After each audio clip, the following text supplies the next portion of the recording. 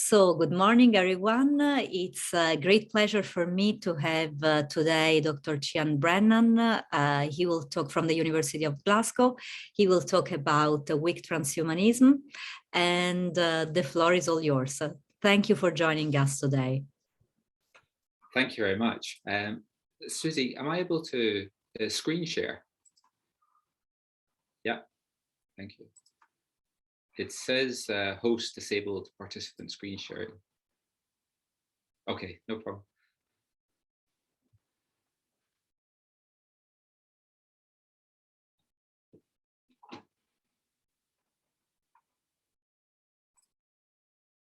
Yeah, I've got it now.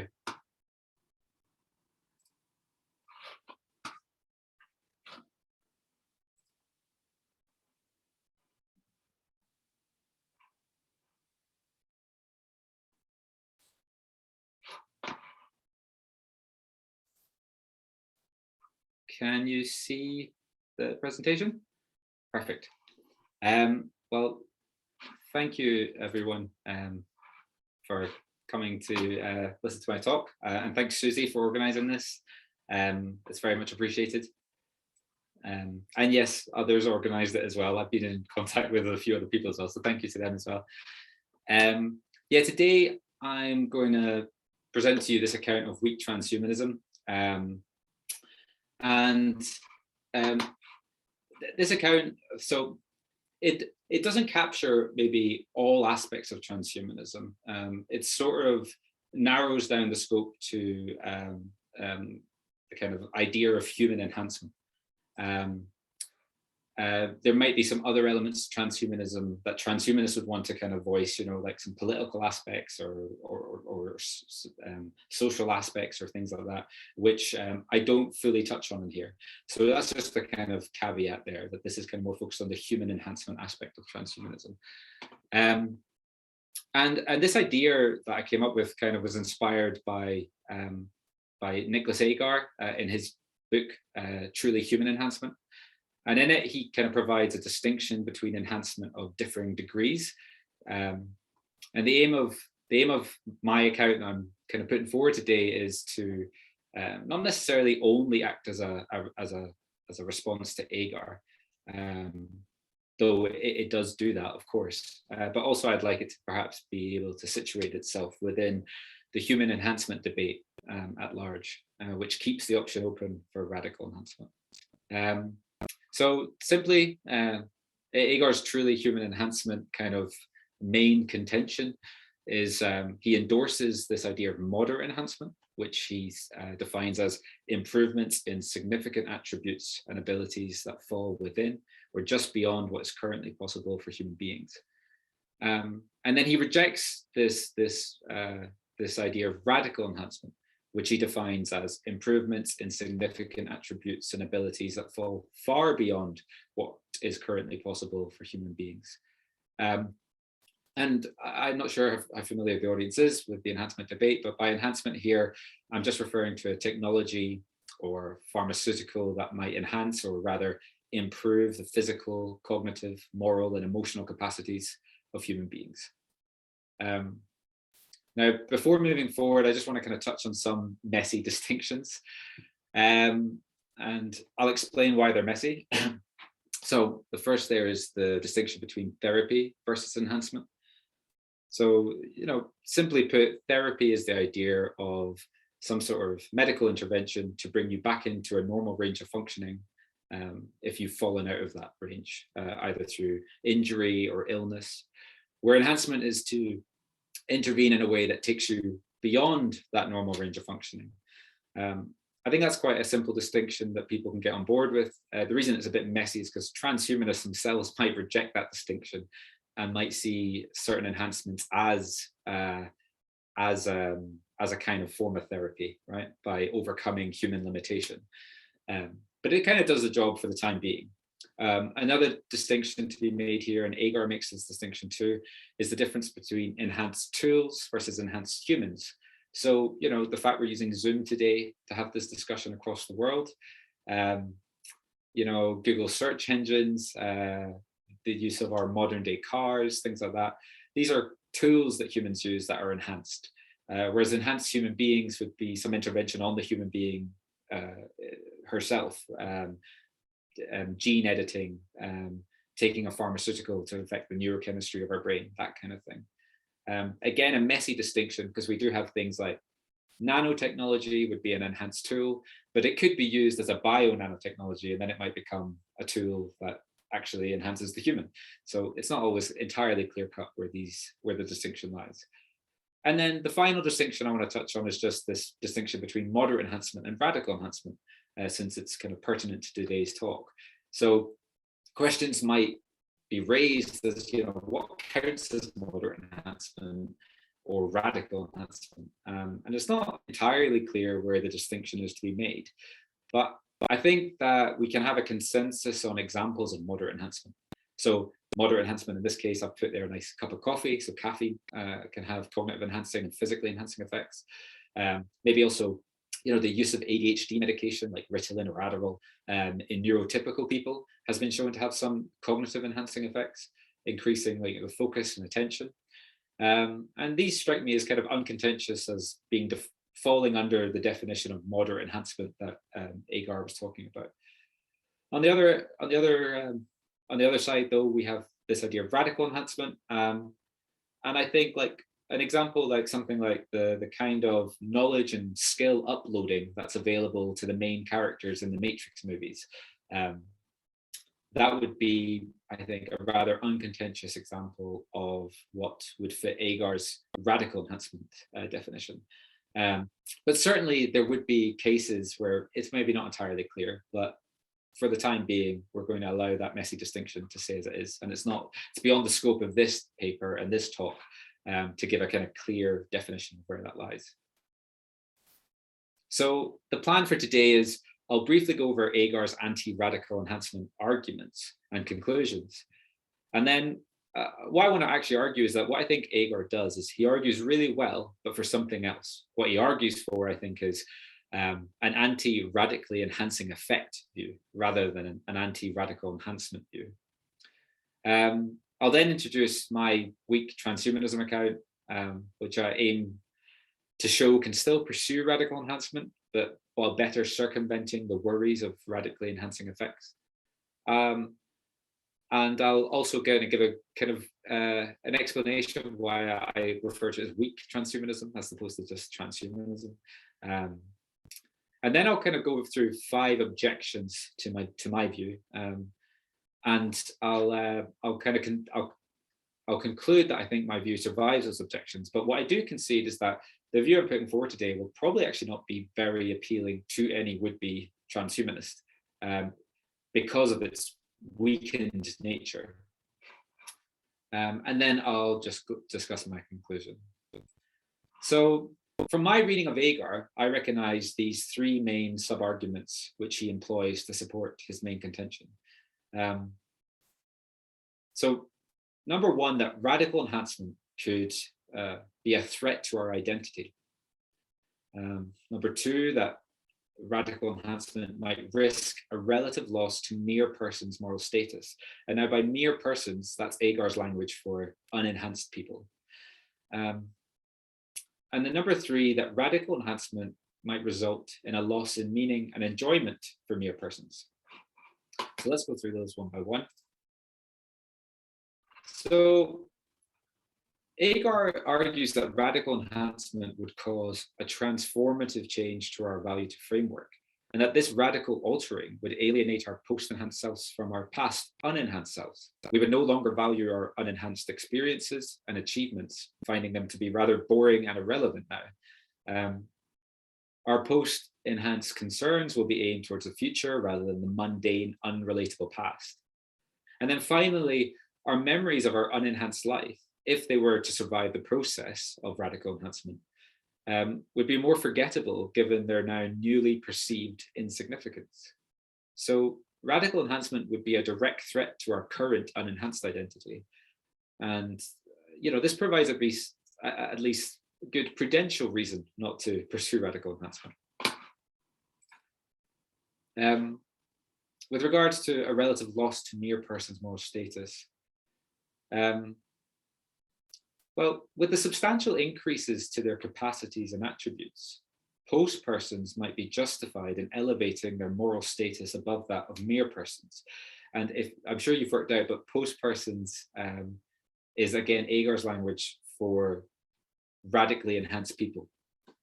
And this is kind of an argument that's supported or that's been put forward by Jeff McMahon and Tom Douglas as well. This idea that our moral status might be grounded in some sort of kind of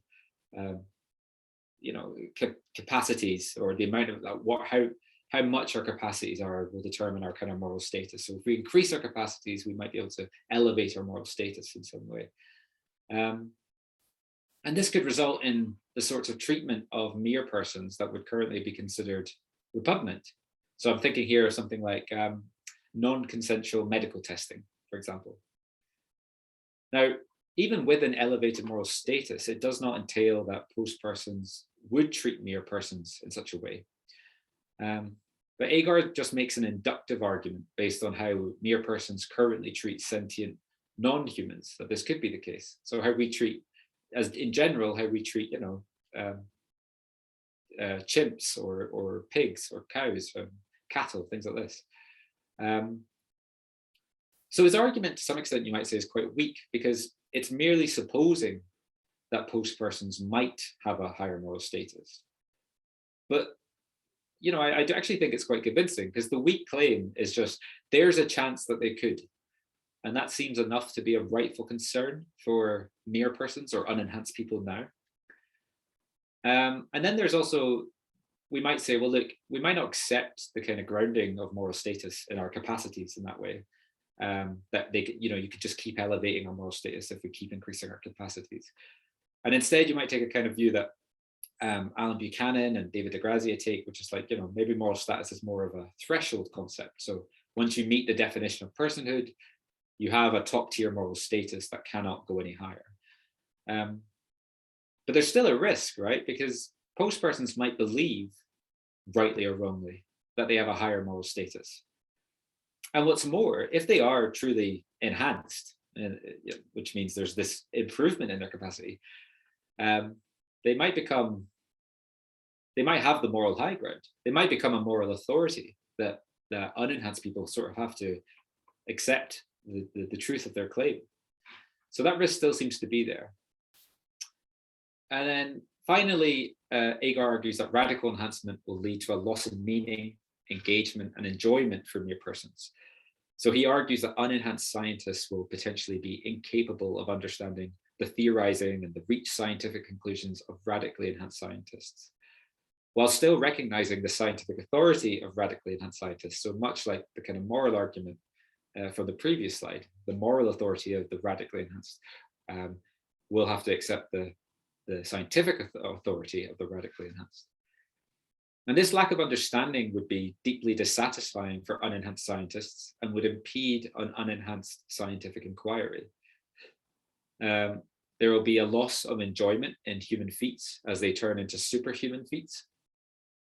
Agar argues that we value those feats that we can veridically engage with, and that those that fall outside of the human range are of less value, given our inability to veridically engage with them.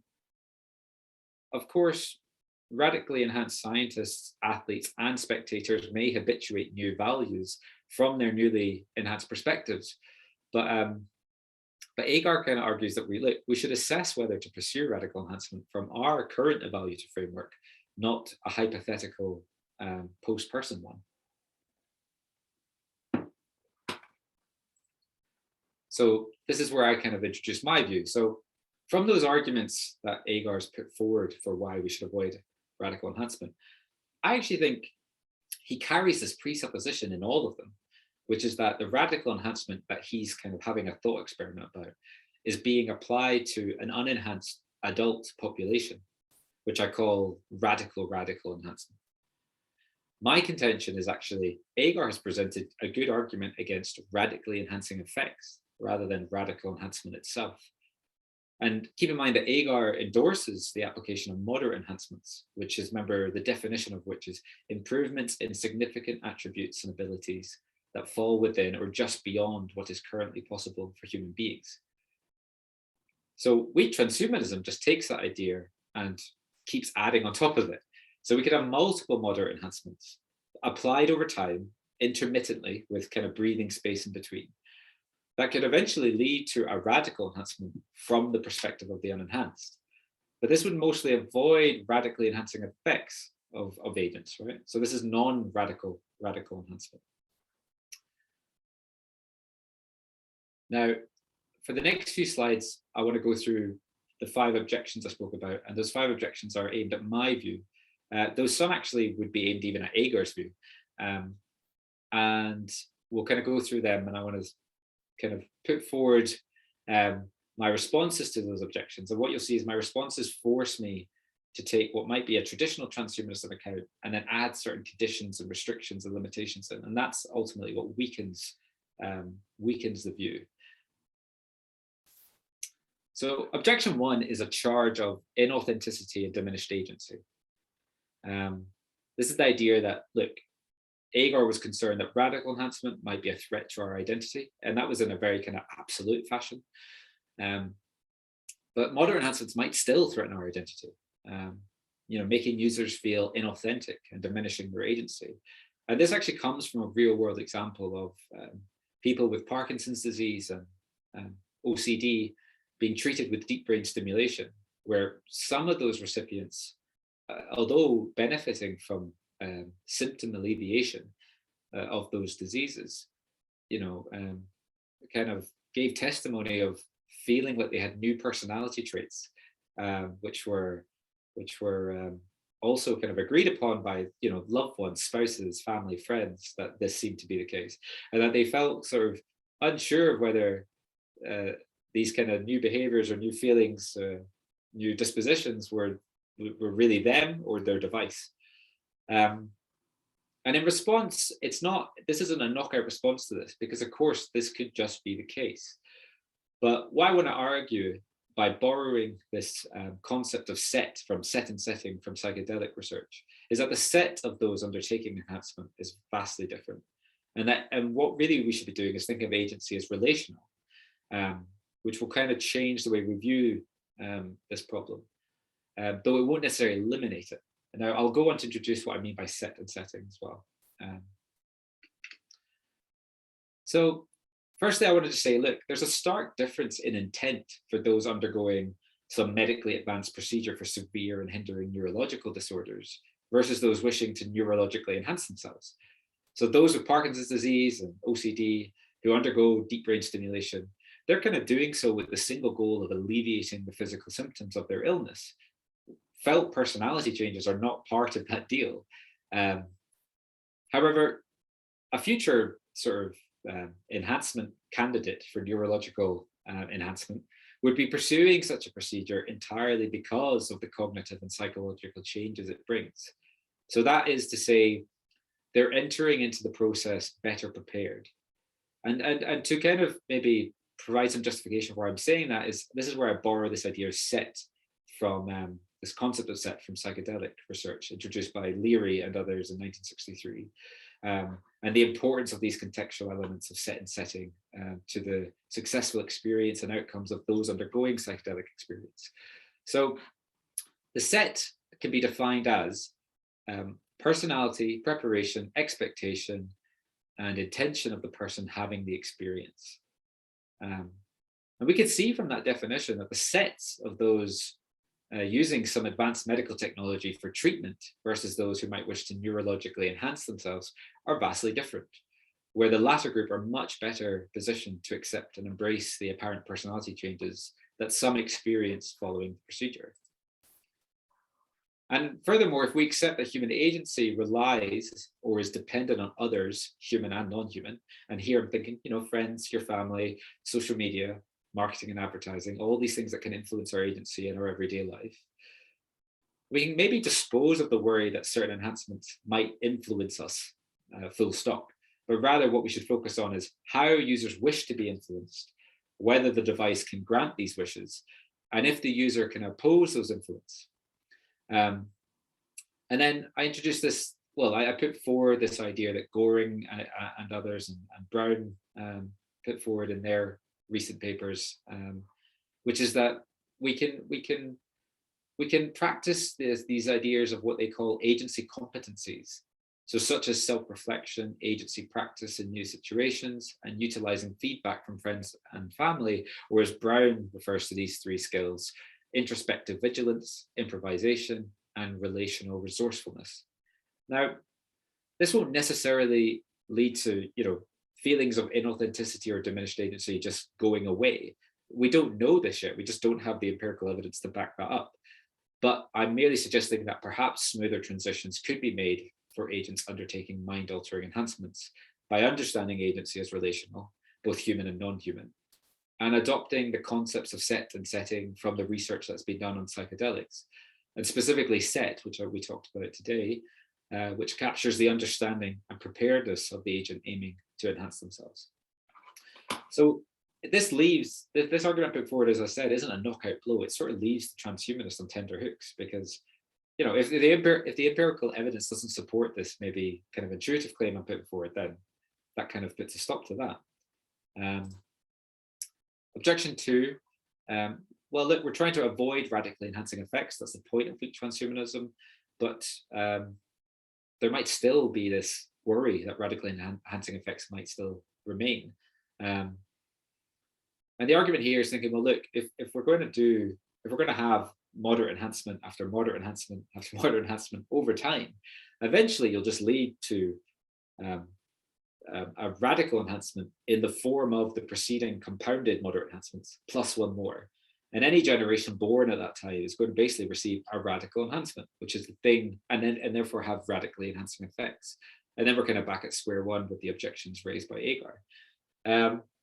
So for this, I introduced these three caveats to the weak transhumanist account. So caveat 1 is that for any novel moderate enhancement given to an agent, the resulting enhancing effect should be moderate when compared to the agent's baseline. Caveat 2 is that baseline measurements should be taken from agents at around 2 to 3 years. And caveat 3 is that to avoid radically enhancing effects from an agent's baseline, some moderate enhancements must be applied prenatally or in an agent's formative years. Now, justification for caveat 2 kind of goes as follows. So at such an early stage of life, there's only a very basic identity, this discovery of a subjective self. And there's this, like, I think, quite obvious incapability to value human feats and scientific endeavor, to the level of importance that Agar argues we do. Because remember, Agar presupposes that all this is happening always to an adult population. The concern that memories from this time would be lost following significant moderate to radical enhancement, which was another worries of Agar's. That kind of seems like less of an issue when we consider the phenomena of childhood amnesia, whereby people on average have no memories of their life prior to their 3rd birthday. And then the memories we hold of ourselves over time play an important role in our sense of personal identity, of course, but our total forgetting of our early childhood, coupled with a rudimentary version of personal identity in those same years, overcomes the objections against radically enhancing effects raised by Agar. Now, objection 3 is this worry of a mixed society. So the account I'm putting forward, if we are touching on maybe more of the kind of implementation of such a view, so a kind of political implementation or social implementation, I would say that I'm definitely, I would want any sort of pro-enhancement position, I think should be voluntary, right? So it should be a forced issue or something that becomes mandatory. But if it is voluntary, then there's obviously the risk that we have people who just refuse all enhancements. And here you could think of people who refuse lots of things like that technology, when technology advances, whether that be extreme refusal, something like Amish communities sort of shunning modern technology, or it could be like the recent anti-vax movement, which is an interesting, again, idea there, because vaccines, are they therapy or are they enhancement? You're not sick when you get a vaccine, you enhance your immune system. So that seems to be something that we kind of already have that might be a moderate enhancement that's we kind of already mostly endorse and seems to be okay. But of course, we know that some people do shun these things. So the argument is here, well, what do you do about that, given the view I'm trying to put forward? And my response is maybe not the most satisfying of responses, but I kind of think, well, look, we have to just bite the bullet and say, yeah, there's going to be, if any sort of change to the fabric of society, makeup of humanity will be divisive. And I think that is true even for proposals of, moderate enhancement. What I would say, though, is that by putting in these kind of generational gaps between sets of moderate enhancement being applied and calling for the whole process to have a democratic kind of element to it, so that there is this active democratic participation, then there's the continual option to stop the process, to stop the enhancement process, to exit it, as it will, and that each generation has a say on whether they want to continue it or not. And I think this puts in a nice bit of protection that leaves the door open to leave this alone or to continue it, and people can, and debate to be rehashed and rehad, and for evidence to be gathered as well, so the empirical evidence can catch up. So not the most satisfying answer, but I think fair enough. Any sort of advocacy for, I think, whether it doesn't just have to be enhancement, even like, huge technological change isn't, I think it's too much to ask that people endorsing such a view have to get everyone on board. Certainly perhaps like a consensus, or you have to consider, certain moral arguments, or consider current, say, inequalities that exist. But to say that you need everyone on board, I think is a bit too much to ask. Objection 4. So this is the worry that there might still remain a risk of radically enhancing effects in the form of tipping points. So this is the idea that we might apply moderate enhancements, which have moderate enhancing effects, but unbeknownst to us, they hit a sort of point where there's then an explosion of intelligence or capacities, a kind of singularity, if you will, as raised by Ray Kurzweil in his book, The Singularity is Near, that kind of thing. My response here kind of echoes Hutter's view, which is that the objection is better aimed at AI technology, external to the human. So as he says, physical and biological limitations likely do not allow for singularities. And I kind of agree with that. And there might still be some crossover, like something really radical like mind uploading, if it were possible to upload our mind into like a computer network or something. That might be an example where such a risk then kind of remains, because there's this crossover of technology and the human in that sense. But these kind of examples require an initial radical enhancement, right? So mind uploading is a radical enhancement, which is the kind of goal of the transhumanist. So the goal would have been achieved at that point. Whereas I think moderate enhancements are unlikely to accidentally cause a radical explosion in intelligence. A kind of continued worry, though, for this radically enhancing effects remaining via a tipping point is more comparing it to the effects of climate change. So increased greenhouse gases are predicted to lead to a passing of critical climate tipping points. And this is going to result in radical, irreversible effects on the environment.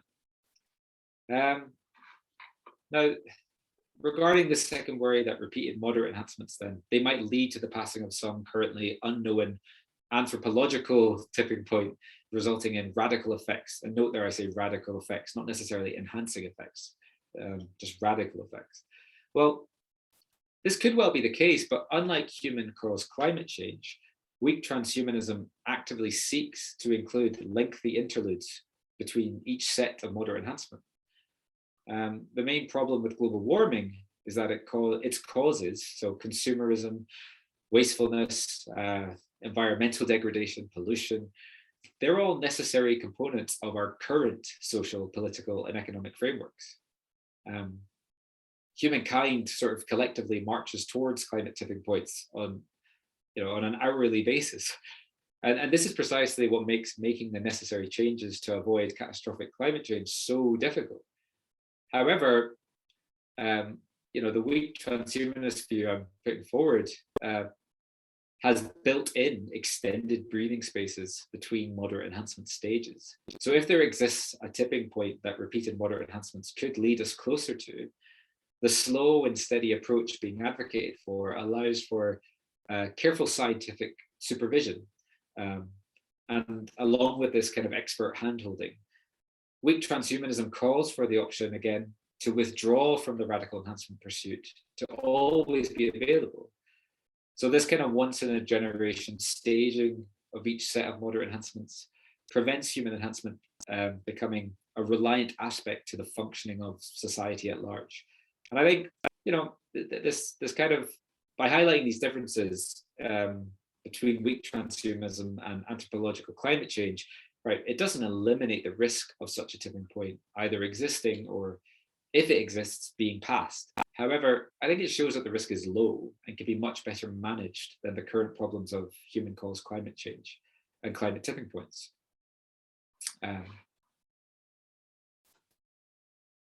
And yeah, this final objection, we might say, well, look, let's say the non-radical radical enhancement project or the weak transhumanist account is a resounding success. Let's just say, yeah, everything works. There's still this kind of loss to humanity at large, right? So it might not be a loss to any one individual in the way that Agar was originally worried about, or even any generation. But if you zoom out of that and you were sort of studying humanity in general, you might just see that there's this loss to our kind of who we are now and our way of life now. And I think any sort of advocate of any form of kind of radical enhancement, maybe even certain moderate enhancements, would have to kind of concede that to be the case, that there is a loss. However, I think it just depends how you frame this. I mean, it could be, the loss can be defined as the antecedent to progress and growth. So it can be framed positively rather than negatively, in the same way that there was probably certain good things about being hunter-gatherers, and we don't do that anymore. And there's maybe certain bad things about our current existence, but overall it seems to be a good thing that we don't do that anymore and we don't have that skill set. So there seems to be something, just depending on how you kind of frame it.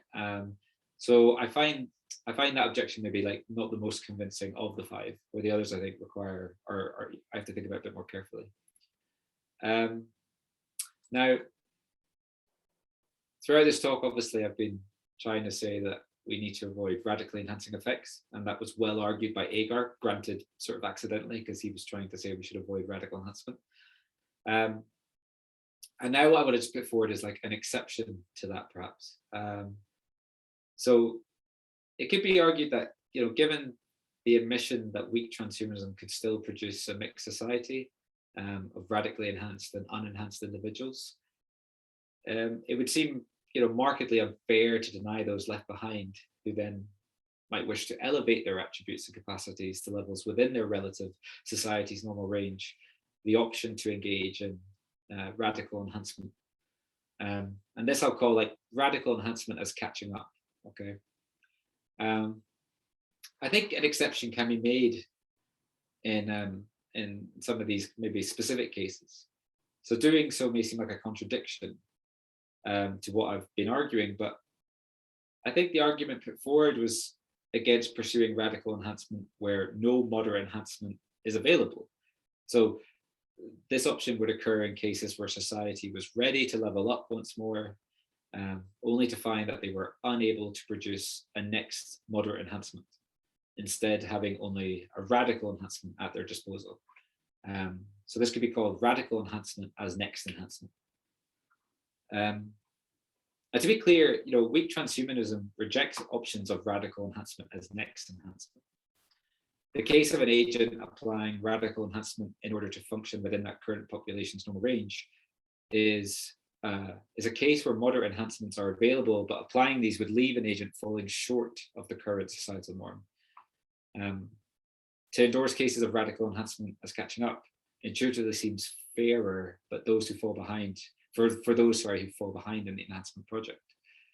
But obviously this leaves the door open again for Agar to come back at us and say, well, look, that's a radically enhancing effect. Are they not, can we not object to the worries of a risk to their identity, a risk to the relative loss in their moral status, to their enjoyment of human feats and scientific endeavor.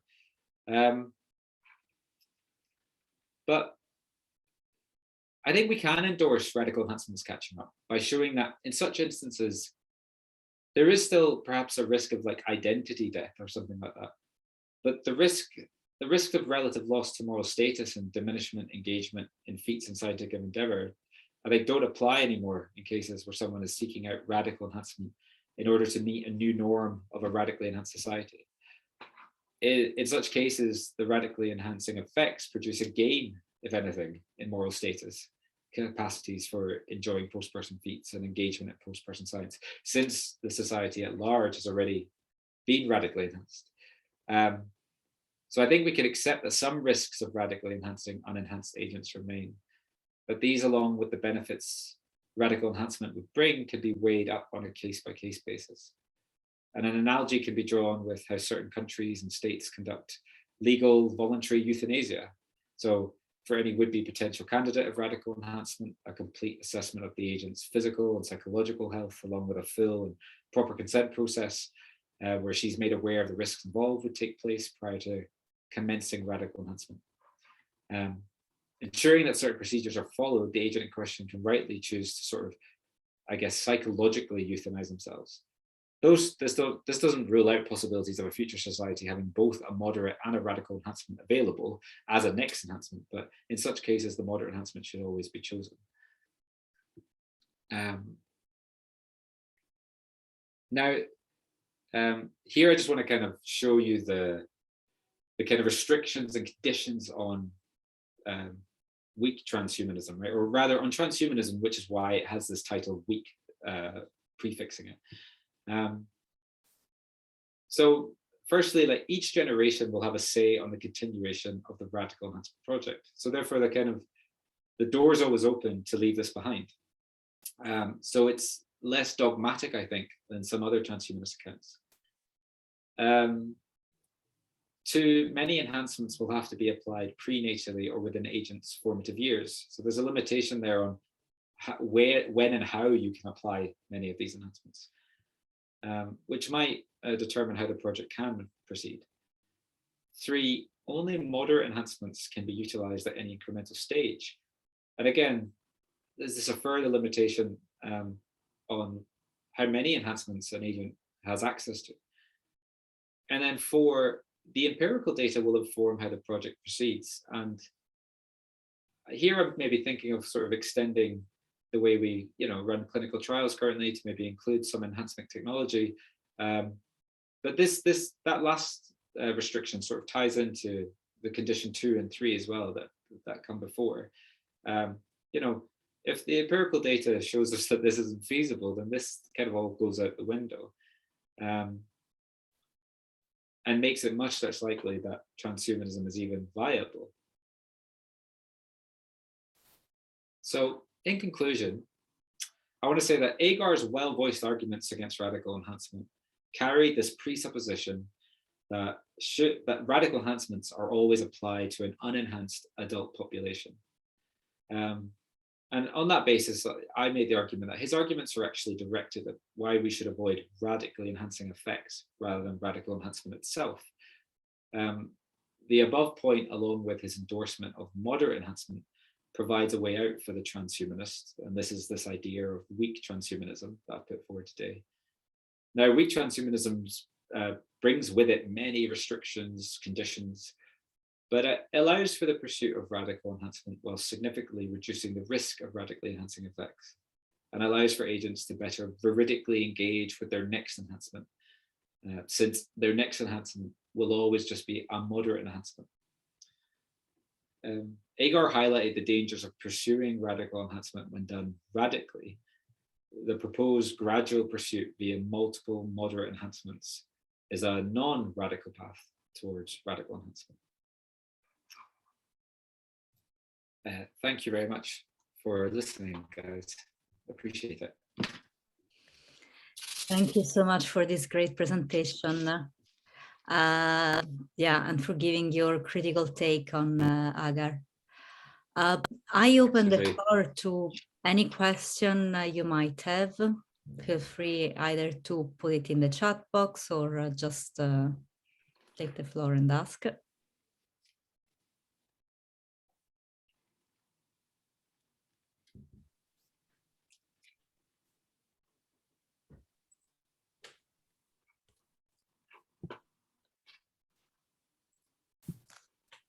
Yes, Eunice.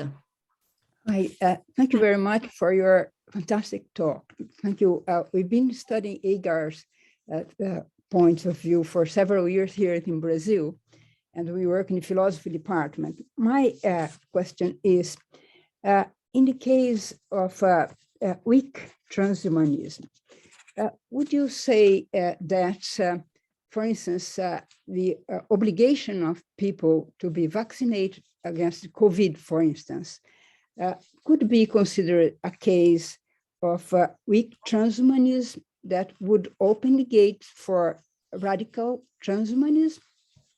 Thank you. Sorry. That's no, good question.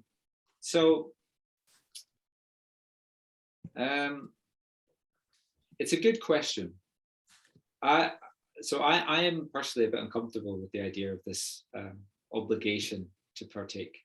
As I said, I would want to keep any account voluntary at all times.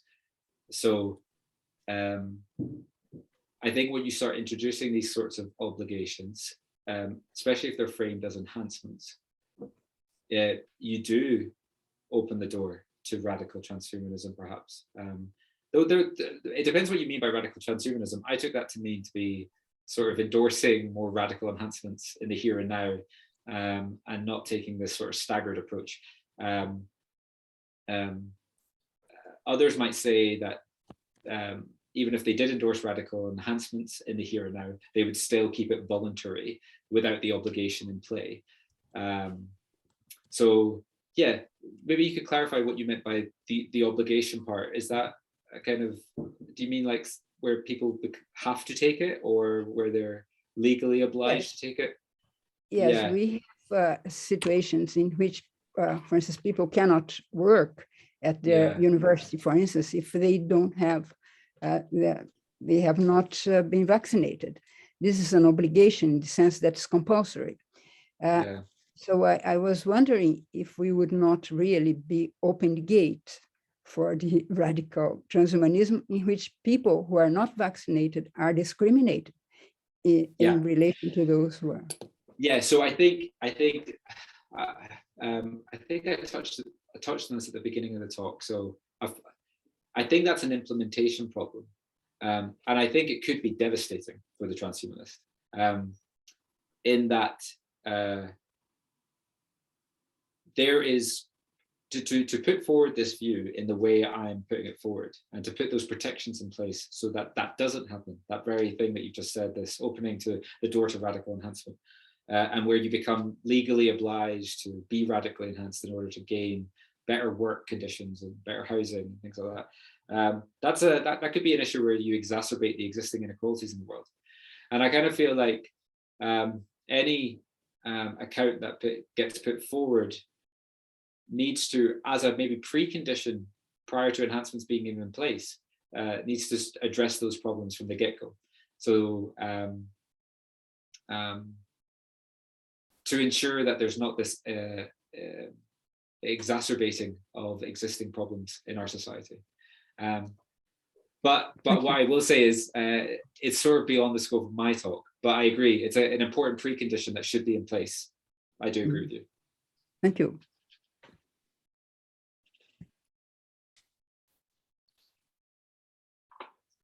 Anyone else, feel free. I will jump in with a question while we're waiting. Can you give me an example of radical enhancement, a prenatal radical enhancement? Yeah, I don't know if I can, because because this is the problem with these concepts, is they're a bit arbitrary, and we're playing with these ideas. And so modern enhancement seems clearer. We can find kind of real world examples. Even in my talk, the example I ended up giving, I get for radical enhancement, was something from the Matrix. And this is what you tend to find, that radical enhancements end up being coming from, influence from like sci-fi novels and sci-fi movies and things like that. I think you wrote in the chat IVF maybe. So this depends. Like, to me, that doesn't strike me as radical enough. Here's how I see it.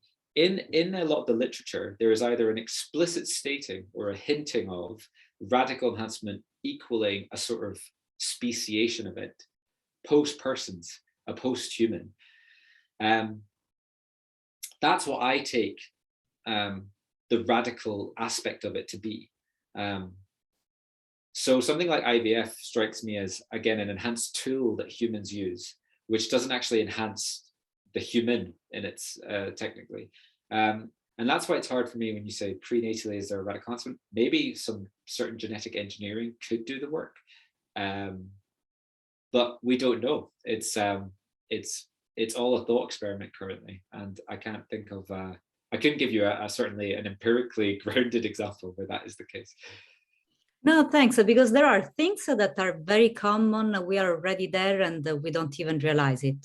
Vaccination, for example, coffee, pills for your focus, and so on. I wonder if there's something similar for the case that you were imagining before. I mean, we don't need to be adults to be enhanced. That can happen during the formative age, pre-formative age, or prenatal even. But yeah, thanks. You're welcome. Yeah, that's interesting. We have another question from Mariana. Go ahead, Mariana.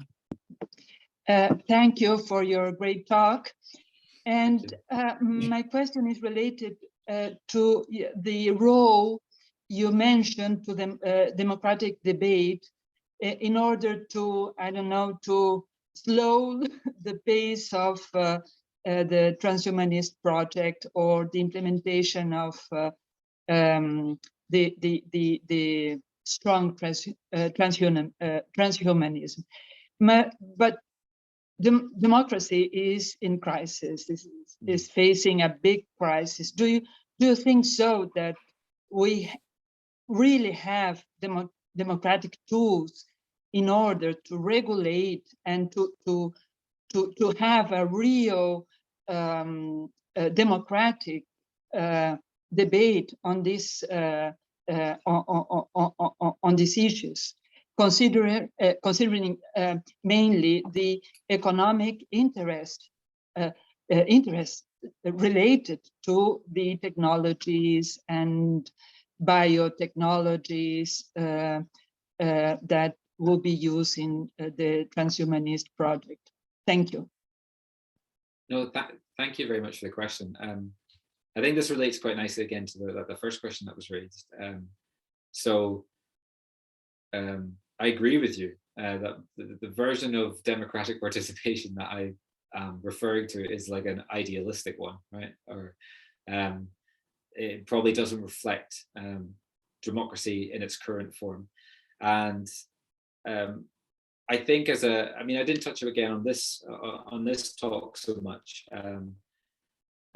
My talk's been more kind of theory based, but in terms of practical implementation, I agree that prior to any sort of, enhancement project being put out there and put into use and implemented, there would have to be significant political and social upheaval in the first place to ensure its kind of fair usage. And I agree with you, in our current format, it would be inappropriate. What I would say is some transhumanists would argue against this, and what they would say is, well, look, even if the powerful and the rich and are the first to get their hands on these enhancement technologies, it's going to turn them into better people. Right, that's the argument. I personally think that's naive, so I don't endorse that view. But that's sometimes maybe a view that they would argue back. but yeah, so I agree with you. Again, this precondition of the correct kind of political and societal condition needs to be in place, I think, prior to actually implementing this kind of enhancement project. But yeah, I'm on the same page. Thank you. Otto. Thank you very much. My question is regarding the possibility of if we refrain from radical enhancement, as you put it, if there are processes in play that are leading to accelerating sort of really radical development in other areas of life, you think of technological change sort of ramping up, you think of maybe cultural change even ramping up, regardless of how well we try to maintain and control it.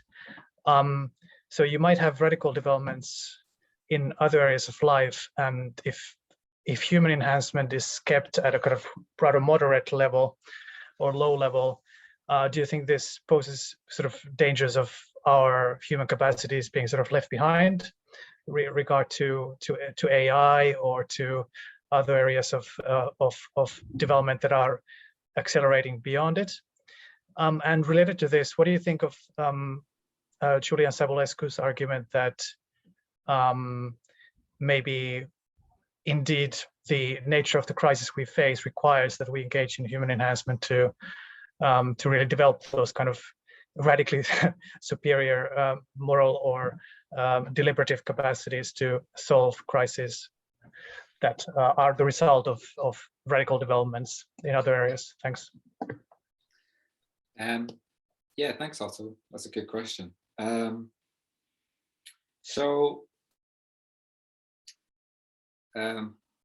might work backwards here. So regarding Savulescu's point, I think this is his argument that we must like morally enhance ourselves to deal with the kind of existential crises that we face in our life. Yeah, I think that's an okay argument. However, there's a couple of problems I find with Savulescu's position, because one, he does sort of endorse a mandatory use of enhancement, which is quite the infringement on our autonomy and our rights.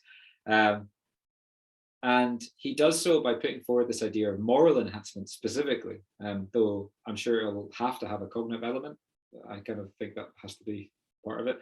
But the kind of moral enhancement that he talks about is this increasing our altruistic kind of tendencies, our moral dispositions, right? I have a problem with that, because how do you aim it at the right things? Like if you alter my moral dispositions, my moral character traits, so that they're kind of firing on all cylinders, and my levels of anger are lowered, my empathy is spiked. How do you know I'm going to care about climate change versus my dog? Because I love my dog. Maybe I'll just become obsessed about my dog. Maybe my house will become a dog sanctuary. I'm a bit confused at how you ensure that my moral targets are in place when you morally enhance me.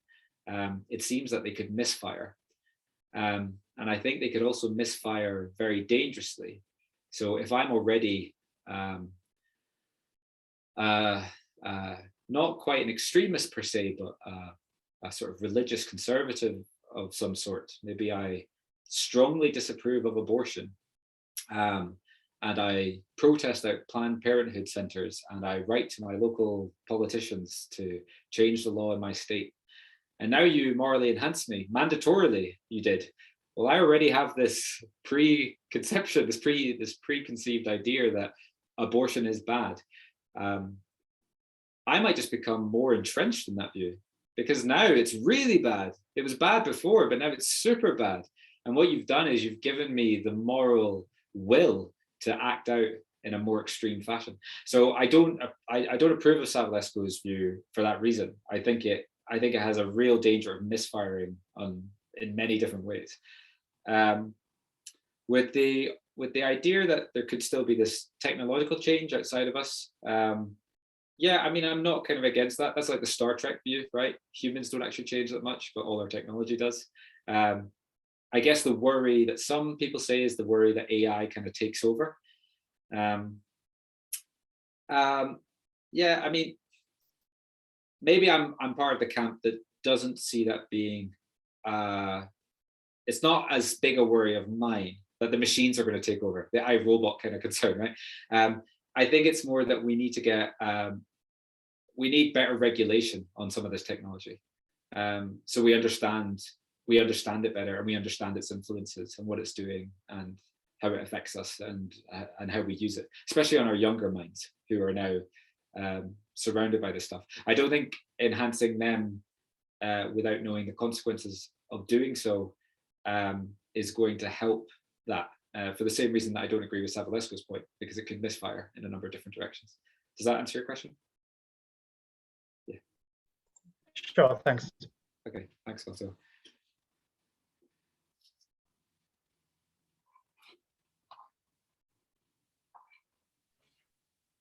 Thank you so much for this great presentation. We have still space for one more question if anyone wants. Anyone want to get enhanced? You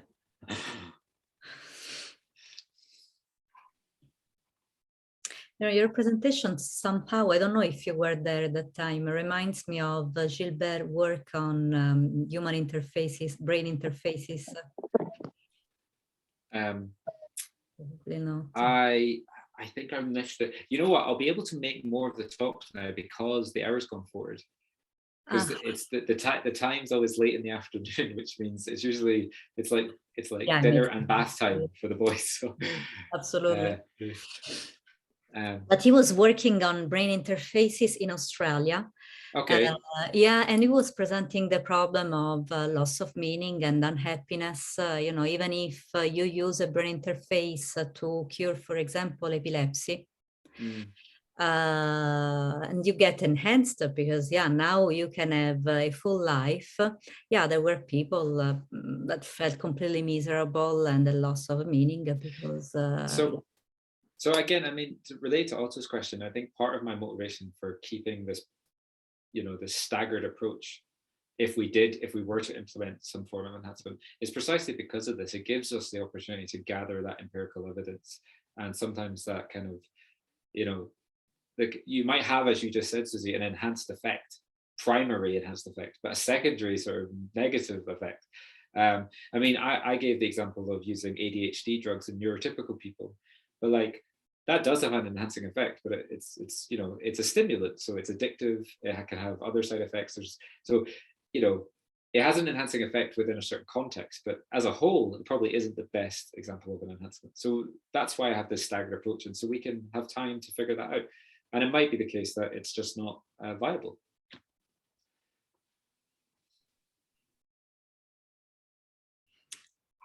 Thank you so much. So I thank you again for this great presentation. It was very helpful. I saw people asking about the talk. It's going to be on YouTube if you want to watch it with more calm, if you missed some parts. Yeah. And yeah, thanks again for joining us today. It was a pleasure to be here for me. Thanks so much for having me. It was a real pleasure to attend. And thanks for the questions. Really helpful. Thank you. Have a great evening. You Bye. too. Bye-bye, Susie. Bye. Bye.